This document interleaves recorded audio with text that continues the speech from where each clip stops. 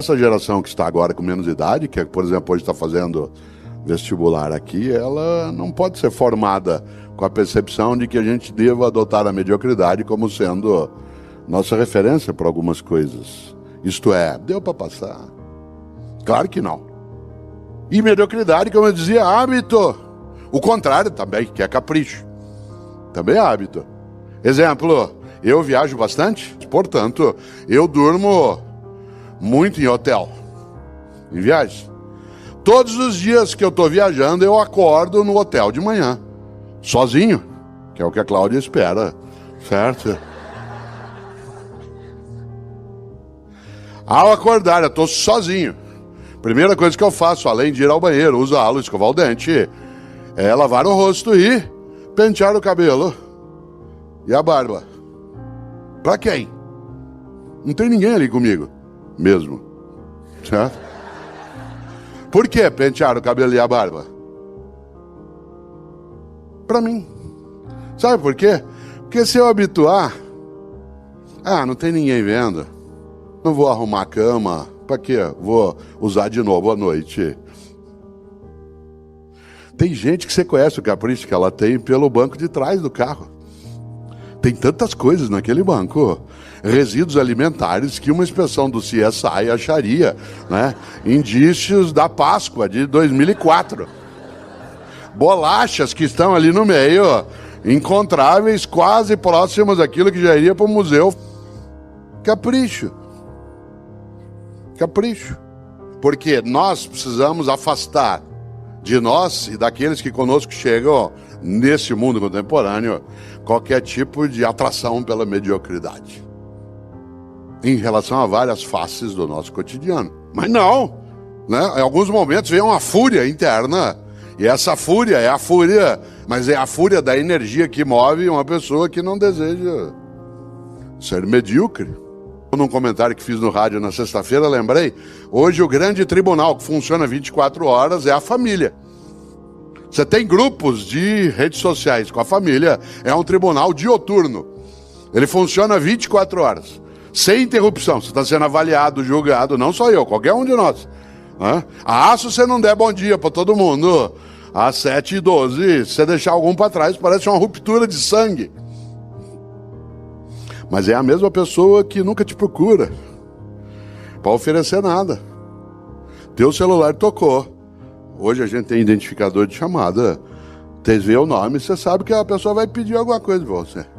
Ela nunca liga para te oferecer um saco de manga, 1 litro de jabuticaba. Só liga para pedir. Mas te avalia, te julga, se chateia, fica melindrada ou melindrado se você não responde bom dia, família. E nós começamos, de repente, a nos perder e nos enredar em algumas trilhas que levam a lugar nenhum. E não sobra para nós tempo para aquilo que é importante. Nós passamos uma boa parte do tempo cuidando do urgente e deixamos o importante de lado. Claro que o urgente tem o seu lugar. Aliás, o urgente também tem que ser lidado, mas ele não pode obscurecer o importante. Por exemplo, o que é urgente? Garantir modo de sobrevivência, mas não é a qualquer custo. O que é urgente? É você lidar com aquilo que é a tua tarefa, que aliás te dá o retorno em relação às tuas condições, mas ela não é exclusiva. Uma parte de nós, repito, se dedica e está formando novas gerações com a perspectiva do urgente, deixando de lado o importante. O que é o importante? O importante é aquilo que faz com que a vida tenha propósito. Afinal, um dia partimos. E meu avô é Ettore, italiano.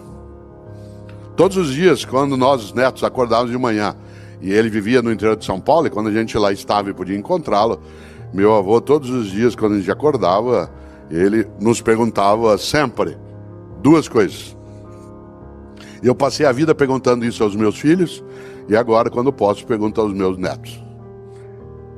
Todos os dias, assim que a gente acordava, ele perguntava: quais são os teus planos para o futuro? Todos os dias. Isso era irritante, porque isso nos obrigava a ter que pensar em futuro. E eu só queria aproveitar aquele momento. E ele dizia: não é para você não aproveitar, apenas que você não pode só aproveitar o momento. Mas a grande questão, meu avô, era Quais são teus planos para o futuro? A outra pergunta era mais densa. O que você quer na vida? Ser o mais rico do cemitério.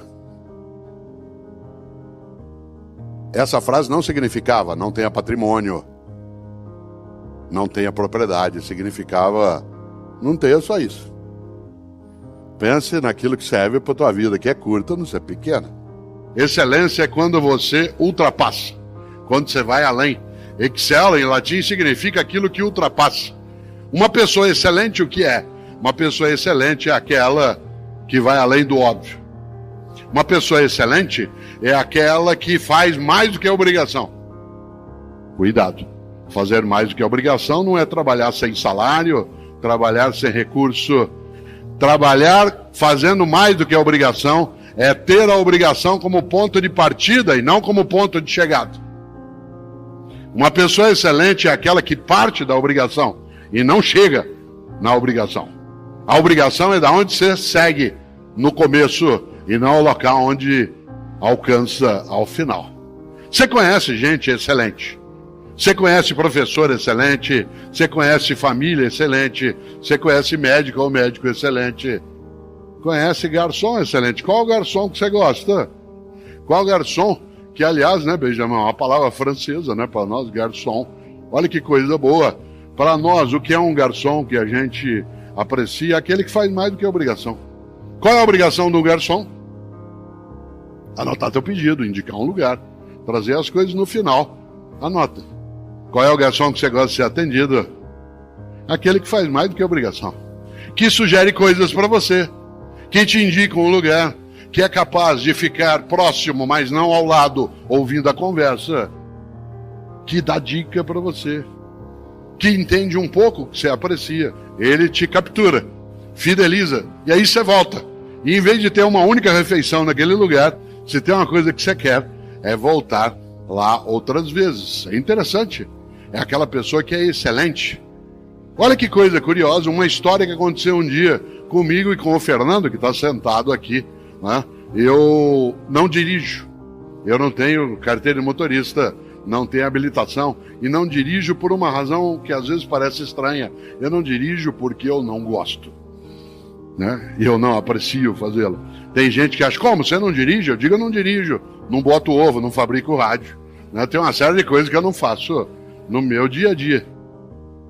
E eu não dirijo, e o Fernando, que aqui está, né? Ele faz comigo os percursos, os lugares, e ele dirige. Eu nunca esqueço, não sei se o Fernando se lembra, há uns 6 anos, nós estamos voltando de São João da Boa Vista, uma ótima cidade, quase na fronteira de São Paulo com Minas, né, em outro lado de Minas, e a atividade terminou 9h30 da noite, mas naquele momento não havia pandemia, e ao final havia uma sessão de autógrafos, e quem tinha livro, havia sessão de fotos, coisa que hoje nós, por enquanto, não podemos fazer.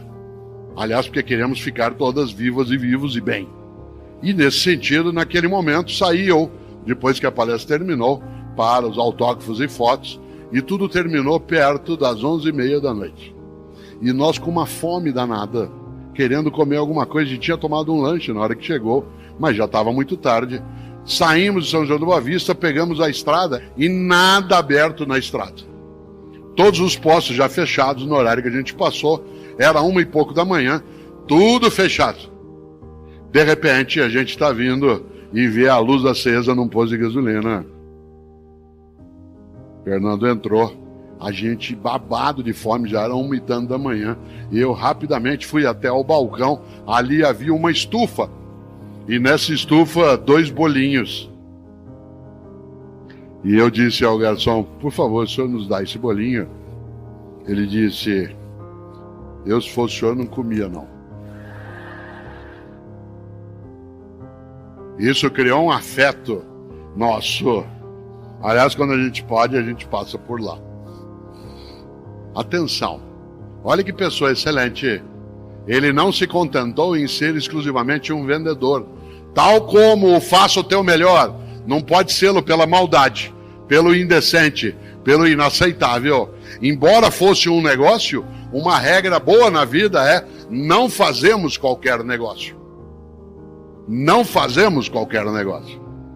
Só que ele não se contentou, olha que interessante, em dizer o que eu posso fazer.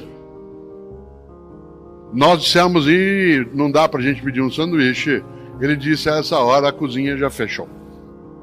Atenção no que eu vou dizer agora, porque é isso que marca o passo de uma pessoa que procura excelência na atividade dela. Em vez de dizer, a cozinha já fechou, o que eu posso fazer? Ele disse, como vocês estão com fome, eu vou preparar um sanduíche frio, se vocês não se incomodarem. Eu pego o pão, coloco um pouco de manteiga, né, de presunto e queijo. Ótimo. O que ele fez? O melhor na condição que ele tinha. Eu insisto, eu não estou dizendo que você é medíocre. Estou dizendo que você e eu podemos ficar medíocres. Quando?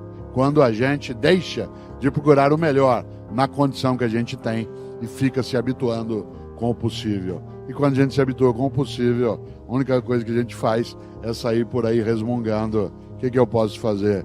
Isso não dá certo.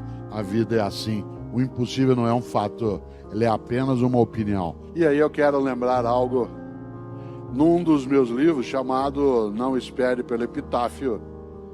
Eu cito exatamente uma perspectiva que eu gosto bastante, trazida um dia pelo grande mineiro de Itabira, Drummond, Carlos Drummond de Andrade.